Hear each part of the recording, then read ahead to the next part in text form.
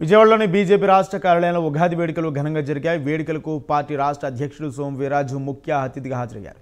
ఈ సందర్భంగా కాంగ్రెస్ మాజీ కార్పొరేటర్ ఆకుల కిరణ్ వీర్రాజు సమక్షంలో బీజేపీ కండువా కప్పుకున్నారు.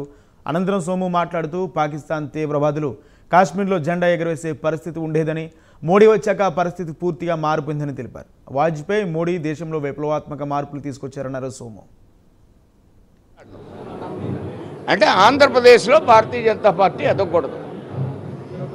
ఆంధ్రప్రదేశ్లో బీజేపీని అన్పాపులర్ చేయాలి. మోడీ సెంటర్లో బాగుంటే ఆయన పరిపాలనా విధానాలు ఇక్కడ అమలు జరుగుతుంటే ఆంధ్రప్రదేశ్ విషయాల్ని కొంతమంది ప్రస్తావిస్తూ ఉంటారు. వాటికి నేను ఎక్కువగా సమాధానం చెప్పను. ఇది ఒక రాజకీయ దృక్పథంతో మాట్లాడుతున్నటువంటి ఒక సీరియల్గా వస్తున్నటువంటి అంశాలు. కానీ నిన్న ఎమ్మెల్సీ ఎన్నికలకి మన పార్టీ తరఫు నుంచి మేము సపోర్ట్ చేయమని అడిగాము. అయినా జనసేన పార్టీ పొత్తులో ఉన్న కూడా కలిసి రాలేదనేది మాధవ్ గారు నేను మీడియాతో మాట్లాడుతూ చెప్పాను. దాన్ని ఎలా చూడాలంటారు? దాన్ని ఏ విధంగా చూడాలనే దాని గురించి నేను స్పందించను. నేను చెప్పవలసిన అంశాన్ని, మీరు అడిగినటువంటి అంశానికి నేను చెప్పవలసినటువంటి అంశాన్ని తెలియజేయడం జరిగింది. జనసేన పరంగా చూస్తే మీ అభ్యర్థులు పోటీ చేసిన చోట జనసేన కలిసి వచ్చింది అనుకుంటున్నారా సార్? లేదా ఎక్కడ రాలేదా? ఏమైనా సపోర్ట్ చేశారా లేదా? అది మీరే గమనించాలి. నేను అంతకంటే ఎక్కువ మాట్లాడను.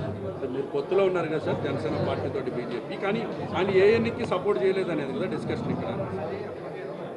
నేను దాని మీద అంతకంటే ఎక్కువ మాట్లాడను. అంటే ఇప్పుడు కొనసాగుతుందా సార్? ఇప్పుడు మేమిద్దరం కొనసాగుతుంది అనుకోవచ్చా, లేదా వాళ్ళ నుంచి ఇంకే విధమైనటువంటి స్పష్టత లేదా? కొన్ని ఒక మాట వస్తే అదేదో విధంగా తెంపేయాలని మీ గట్టి ప్రయత్నం. నిన్న నుంచి అవే కోడే కూస్తూ ఉంది. ఎప్పుడు తెగిపోద్దా అనేది మీ యొక్క అభిప్రాయం, మీ కోరిక.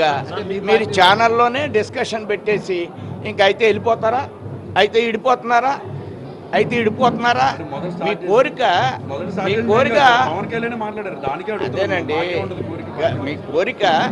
ఇడిపోతారా? అయితే నేను నిన్న ఛానల్లో కొన్ని గమనించాను. నేను ఇడిపోతానని నేను చెప్పను. మీ కోరిక ఫలించకపోవచ్చు.